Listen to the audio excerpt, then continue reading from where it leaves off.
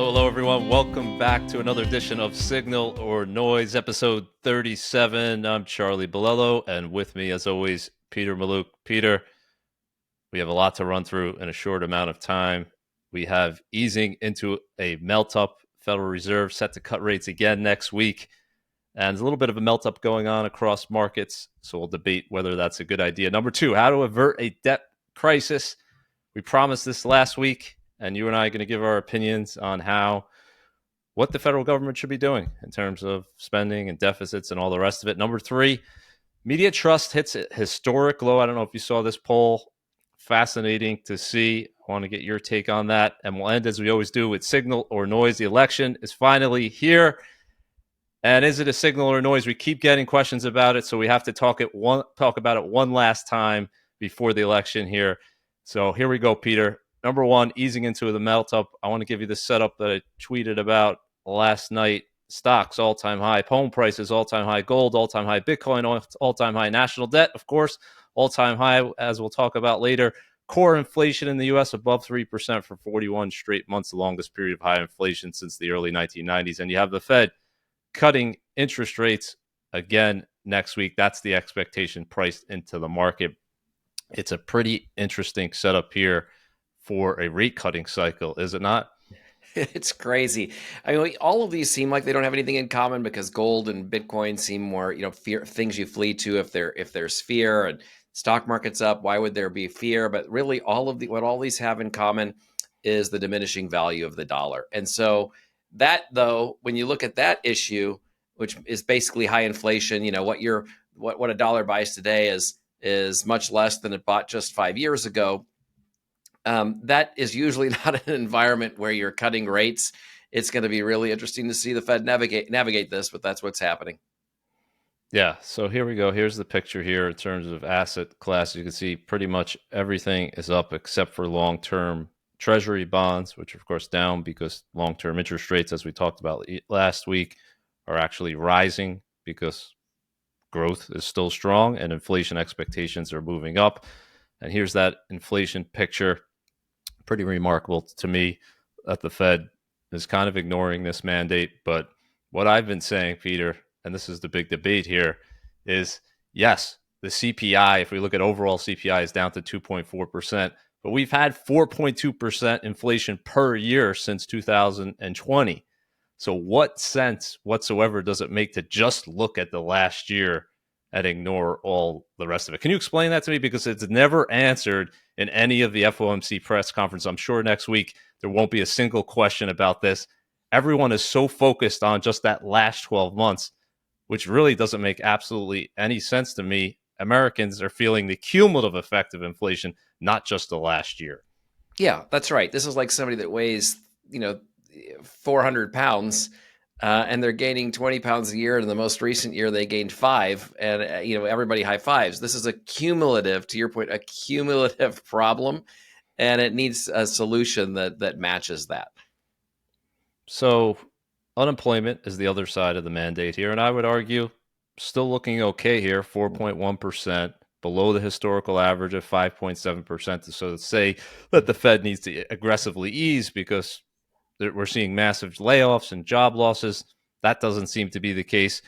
But regardless of what you and I think, Peter, this is what the market is saying. The market's saying almost 100% chance they're going to cut when they meet next week, another 25 basis points. Because I think, first of all, the Fed doesn't want to seem like they don't know what they're doing. And if they did 50 basis points and then they just stopped and said, well, maybe that was too much, that would obviously be an honest answer.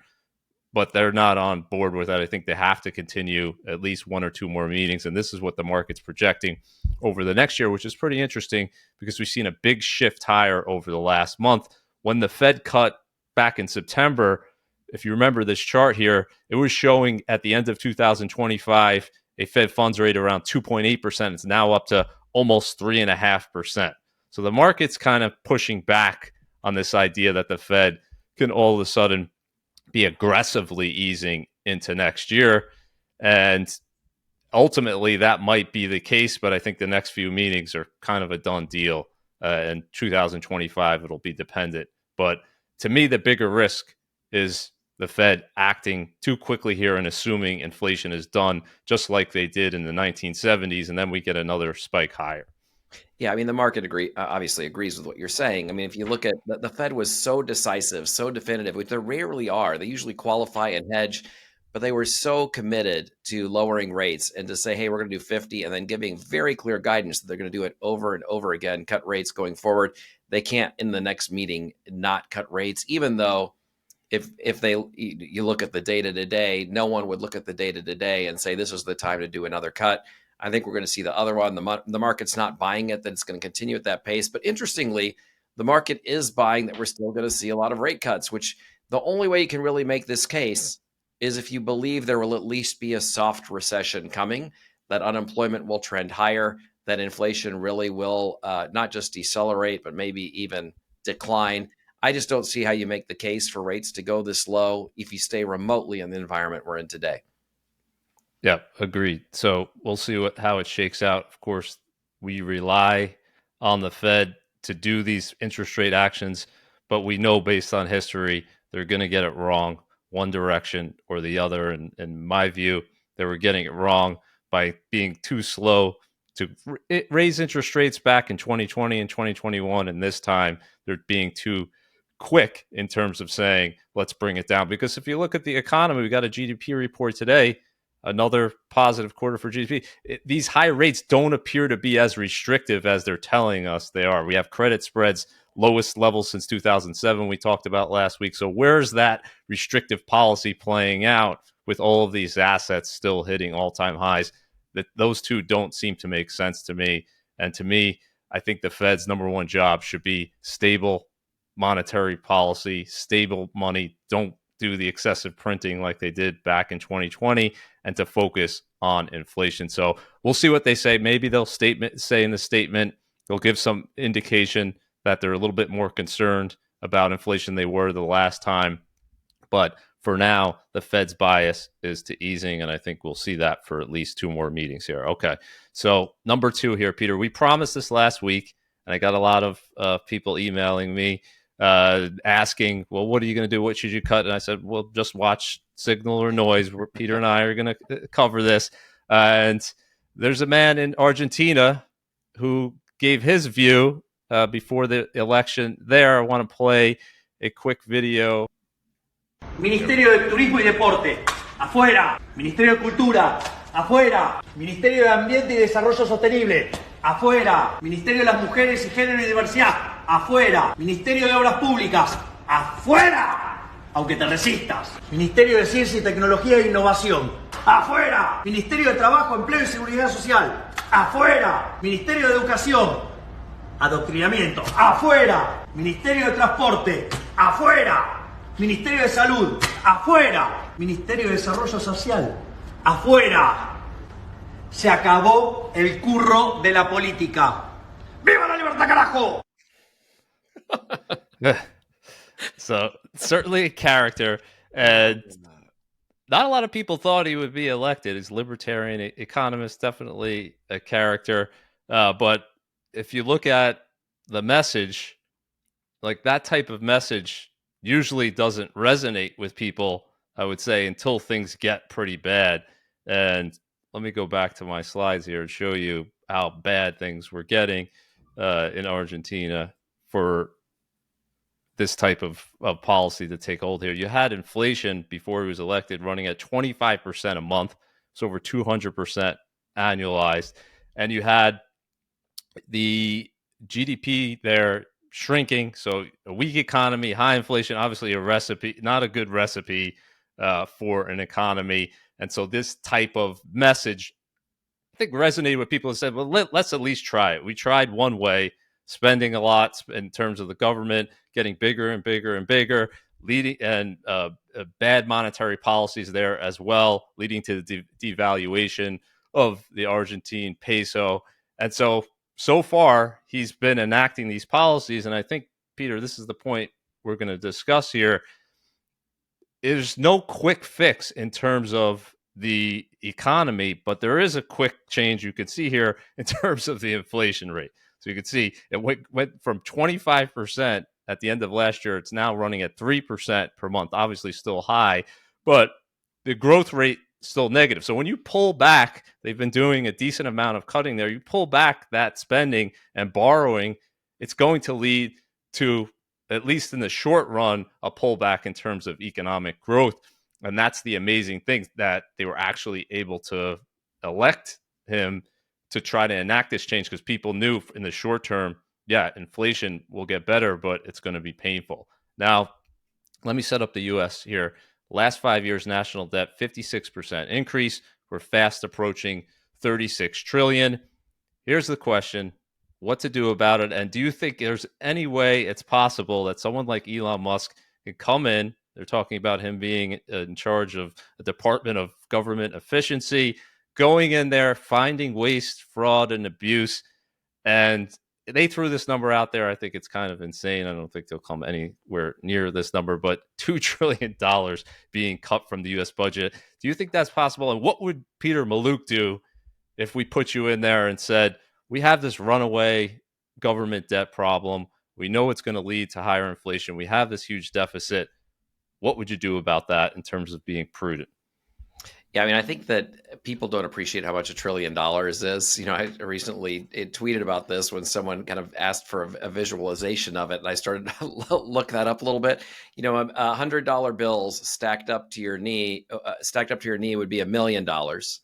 And if you do $1 trillion, you're actually outside of the Earth's atmosphere. I mean, that's like, it's several space stations, international space stations away. And yet the United States now is on a pace that every couple months we're adding $1 trillion of debt. What's interesting is we used to have like honest debates, 7 or 8 years ago about, hey, can we tax our way out of this or change the spending? Now we know it's literally impossible to tax the way to a solution. Like it's not a political discussion. You cannot raise enough in taxes to solve this problem anymore. It is a spending problem. That doesn't mean there can't be some combination solution, but it has to be solved on the spending side of the equation. I think there's Let me go to this chart here, just in defense of that, before you continue. The last 10 years, spending's up 93%, tax revenue up 63%. So tax revenue's gone up enormously. Yeah. We've just way exceeded that in terms of spending. Yeah. Go ahead. And it's for the reason you outlined on your first slide, which you basically show to fix the problem. You have short-term pain. What you go into office, you deliver short-term pain, you're not going to get reelected, or if you're on your done with your second term, then the person following you is not going to be reelected. So you ruin your legacy, and so there's no incentive to benefit the next president. That's one of the very few issues with a democracy. We've got the greatest system on earth, but it has its downsides. That the person in office can use the credit card all they want, and someone else is going to have to deal with the consequences. I think a couple things. One, you can simply have a freeze on spending. So much of the deficit is automatic increases that happen to every department, whether you're focused on the Department of the Defense or departments that are more focused on social services. All of them have built-in increases in budgets. You could just have a multi-year freeze and solve part of that problem. You could have, if you wanted, really mild cuts across them. And some of these big spending programs have pretty easy solutions. Let's take Social Security, a very political lightning rod. When that was set up, it was set up to pay out at 62, but life expectancy was 62. You turned 62, you were eligible for Social Security, and the average person literally died. Like they just didn't get Social Security. Well, now life expectancy, we know, is well into the 80s for women, the late 70s for men. Social Security now pays out for decades, not for a month or two. You could basically say, look, if you are under 35, your Social Security is going to start later in life. It's amazing the difference, little moves like that. You make a couple moves like that with Social Security that are fair and reasonable, don't impact people that paid into it a long time and have had promises made to them, you can solve. So you can dig into each one of these problems and solve them. The issue is, if anybody does anything like that, their opponent's going to say, oh, this person's starting here, and they're going to take away everybody's Social Security. But there are solutions here. But as we add $1 trillion every couple of months, there will be a time we're going to wake up and the bond market's not going to have it anymore, and it'll be much harder to fix at that point. So you got to get ahead of it, which is the difficult point, because, like we said earlier, these types of drastic policies that Millet, it seems drastic, but it's really just, in my view, reasonable, or in terms of we can't spend all this money, we can't continue to borrow. This is an absolute crisis in terms of inflation and can that happen beforehand? I'm not sure, but the idea, I think, that what you're saying is, instead of saying we spent $874 billion on national defense last year, we're going to increase that by 6% or 7%, which is what we've been doing every single year. What I would argue is go to this concept of zero-based budgeting, and whether it's defense, healthcare, everything, start from the beginning like a company would do and say, is this essential? Do we need it? Is it being done in the most efficient way possible? Simply, why shouldn't we demand efficiency from the government, just as shareholders demand efficiency from corporations? The government's arguably the biggest business in the country if you look at the revenues and spending that it's doing.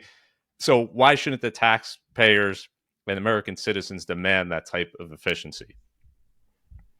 Yeah. So is that your solution, or you got more to that? I'm curious. No, I think beyond that, Peter, you got to tackle the low hanging fruit, and we have to have a discussion, as we say, as a country, saying, do we want to pass this on to our kids and grandkids, and do we want to do it in just policies that are killing us from these decisions? So, like, are we in a position, I would say, first of all, to be going abroad in search of monsters to destroy? That famous Adams quote, John Quincy Adams, from back in the day. Are these forever wars that don't have an end to them? They don't have a clear objective. We spent over $200 billion, obviously, on Ukraine.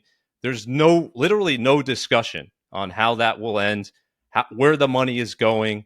Is it being used effective? Regardless of how you feel about it, there doesn't seem to be any concern. We're literally borrowing the money to fight this war. No one's feeling that pain today. It's our kids and grandkids that are going to feel it in the future. Is that the right decision? So I think day one, whoever's elected president, they have to put that front and center. And this is on the Congress and Senate too, to say, how much more are we going to spend on that type of thing? And the other thing would be, American people are the most giving people, I think, in the world. If you look at charitable giving, we're giving people. We want to help people. But can we continue to have an open southern border that's costing us hundreds of billions of dollars as well, with people that are not going through the legal process? Can we afford to do that? Is it the right thing, obviously, for national security as well? But I think right there, you're talking about hundreds of billions of dollars. And that's a bipartisan, I think, thing that most people would agree with. They don't want to be fighting this war for the next 20 years or spending money on this with no end in sight. And they don't want to have an open border where we don't know who's coming in and we have to pay all this money to house these people and feed them and pay for their healthcare and everything else. So just to me, that would be number one, because you're going to get broad consensus. Because the rest of it, in terms of cutting $2 trillion, as we know, Peter, and your Social Security thing, I think Social Security is going to be off the table. There is no way either candidate is going to touch that with even if it's prudent, until, as we said, when we get to 2032, 2033, 2034, when this thing is running out, then they'll touch it. But those areas, to me, I don't think is what's going to be cut today. But as you said, just holding the line on a lot of these things would solve the problem, because we're still growing as an economy. Tax revenues will still continue to go up. So this doesn't have to be a crisis if we're just prudent about it. Yep. Agreed. There is a path. There's a path, but here's the reality, Peter, in terms of the Committee for Responsible Federal Budget. It's supposed to be bipartisan committee. This is what they're projecting here under either candidate, just based on their proposed policies. Obviously, that doesn't have to, none of them have to be enacted, or it might be more difficult, but both of the projections is the debt's going to go much, much higher if you're just taking them at their word in terms of all of the promises they've made. So we'll see. I'm hopeful that something will be done, but I'm certainly not expecting it, because the number one job of a politician is to look good and to get reelected and to take that pain. You really need a president who says, I don't care about getting reelected. This is a one and done. and we want to fix the problem for generations to come in order to see this thing resolved. But so much more we can talk about, but I want to cover two more topics here. Media trust hits a historic low. I don't know if you saw this poll out of Gallup, Peter, but only 31% of Americans now say they have a great deal or fair amount of trust in the mass media. What do you make of this? Do you think this is accurate? I think it could even be lower, but do you trust the mass media? Do you rely on it anymore the way maybe you used to? Never have. I think that, like, when I whether it's almost entertaining. Like, let's just upset everybody. Like, every now and then I'll just watch Fox for 10 minutes and CNN for 10 minutes and MSNBC they're all ridiculous. It doesn't matter if it's right or left.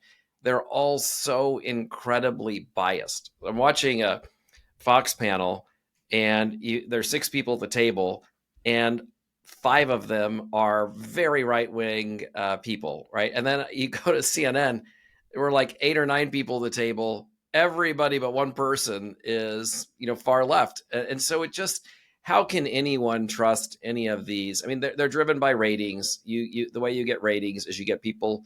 They're driven by selling ads. The way you sell ads is you have high ratings. The way you have high ratings is you give people what they want, which means you segment, right? You tell people what they want to hear. I have your post on this Yeah. here. Yeah, right. That's right. I mean, and the post basically for people not watching is media math. More sensationalist equals more viewers, equals higher prices for advertising, equals larger profits, equals happier shareholders. Nowhere in the formula will you find educating, informing, and empowering people. It's sometimes there, but not part of the formula. That's not the job of the media on the right or the left. So where do you go? How do you filter out? You're talking about here in this post that it's so important, right, to follow the right thing and to control your inputs in terms of social media or your news. How do you think about this in your everyday life? So I think the main thing is you cannot look at 1 or 2 or 3 places, because what you're getting is almost all echoing the same thing. Like, I think people that read the New York Times are watching CNN, right? And people that read the Wall Street Journal or Fox, generalizing is right. But in general, what I do is I look at 20 or 30 different things. I look at them all very briefly. You get kind of this world view of all of it, knowing that it's coming through a variety of different filters. And if you understand the filter and you're seeing, things coming from all sides, you're more likely to triangulate your way to some reasonable truth. How do you do it, Charlie? You seem to stay very level through everything. Yeah, I think you just have to go cold turkey. And years ago, I just made the decision I'm not going to listen to the news.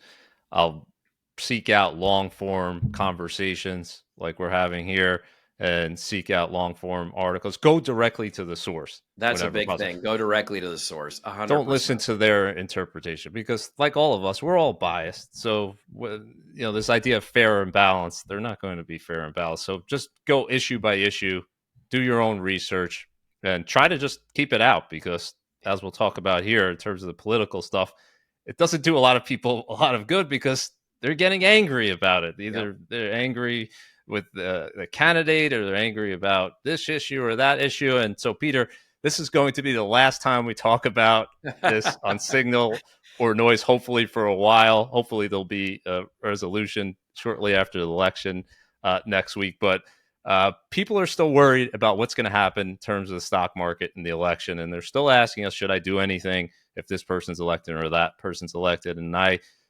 whenever I get this question, this is the chart I show them. And if you want to just run through it here and shows your takeaway from it. I mean, the market goes up under almost every president. When it goes down, it usually has nothing to do with the president, like you see with Bush, and you could even argue Hoover. And when it goes up, it usually has very little to do with the president too. Prices go up over 10 years. The stock market's probably going to go up over 10 years. And, I think people should be less concerned about this election than any in our lifetimes, because I remember getting calls when President Obama won. People on the right were going to sell all their stocks. They paid a price for that. I got calls when Trump won. People on the left, some of them stole all their stocks. They paid a price for that. We actually know what's going to happen now, right? Trump would be probably a continuation of Trump, and the market went up there. and Harris probably will be a general continuation of Biden, and the market went up there. So just like we've got very current evidence that the market seemed to work its way positive, despite two presidents that, like, in their own ways, generally, America became more divisive under each president. A lot of negative issues under both of them, and some positive under both of them. But the market found a way up under both of them too. There's a good reason for that. It's because American companies, if you look at S&P 500 companies, they haven't been behaving like the government has. They've been prudent. They've been increasing their profits during all of these administrations. And so profitability over the last 20 years is up and to the right. And if we just look at this is the other thing. If you only invested in under a Republican or a Democrat since the 1953, and you started with 10,000, you have way less, right, than if you just stay invested during both parties. So you might get it right during a 4-year period, but I would say your odds are pretty low of that. But getting it right time and time again over 30, 40, 50 years, almost impossible to do. Stay invested. And I'll just end here with the chart from your book, Money Simplified, because we also got questions about, well, what if this has Congress, this party has Congress, this party has Senate? Well, your book showed here that every different combination on average looks pretty similar here. The range of returns are up and to the right, 38% on the low end, 49% on the high end. That's not something that you want to miss out on. So picking and deciding, and who knows how that's going to shake out. It seems like companies find a way in America to increase their profitability, and that you should take comfort in that. And what I always say, Peter, and I'll end with this thought, is thank goodness that the president doesn't have the power to impact the stock market, because if they did, it would be way too much control.